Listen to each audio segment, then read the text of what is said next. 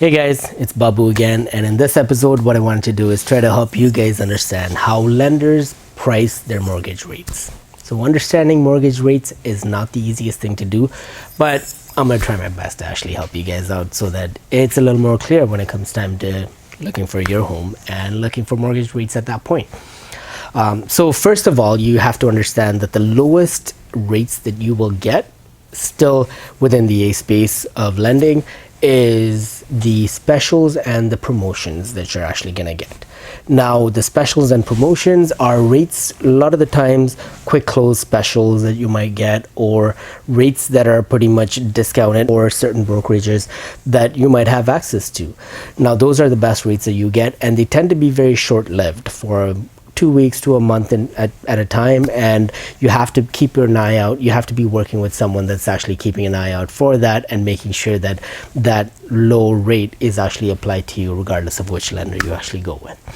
Now, the next level is actually insured rates. These are often, if not the specials that you see promoted online, you would actually see the insured rates. So the insured rates is if you put less than 20% down.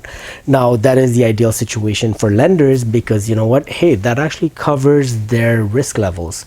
And as long as the mortgage is actually insured, they don't really care how much they're lending out to you, because if you don't pay, the insurer pays, so they're covered. So they give you the best rates, and because you're paying for that mortgage default insurance, at the end of the day, that's less cost to them, and you know what, they're happy with that and they give you the best rates. When it comes to an insurable deal, that's the next level beyond insured. So after, when you get to the insurable deals, the lender actually has the option to insure the deal on the back end. So your mortgage is actually insured as a blanket mortgage in the back end, and this actually gives them the opportunity to protect the mortgage itself, still in that scenario. Now, in those cases, the lender is in a good position because they're still covered, but they're paying for the actual insurance itself. And because of that, that fee is actually, in a way, passed down to you through a higher interest rate. So a lot of the times you would think that, hey, if I save up enough to put 20% down on $1 million home, I'd be in a good position, right? However, because you're putting 20% down and the insurer is having to back end insure it, you're having to pretty much pay for that higher insurance. So the next level beyond that actually is another level, which is called uninsured rates. Now, the uninsured rates are pretty much 30-year amortizations. So when you get to the point where you're extending the amortization and it's 30 years long, the insurer at that point will not insure the mortgage with the lender. So because of that, the lender themselves are taking on a higher risk, and because of that, they're actually charging a slightly higher rate than they would even at the insurable rate. They're charging you an uninsured rate.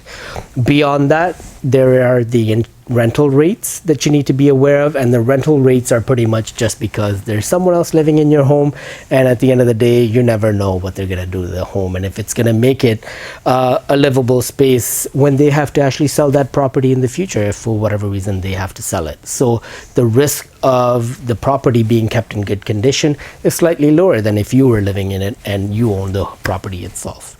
So because of that, the rental rates tend to be slightly higher than even the uninsured rates. And beyond that, one quick pointer that I wanted to give out is beyond the actual specials and the promos and in the insured rates that you're actually going to find online, there are some other rates that you might see. And keep an eye out for this, because when you see those rates would be something called for products called restricted products. Now, restricted products are something very specific, and I'll get into that in another video, but those are something that you need to keep an eye out for, because at the end of the day, if there is a statement in your contract that pretty much restricts your contract or restricts your mortgage, you could be in for a huge penalty or a huge fees pretty much throughout the mortgage itself. Thanks a lot.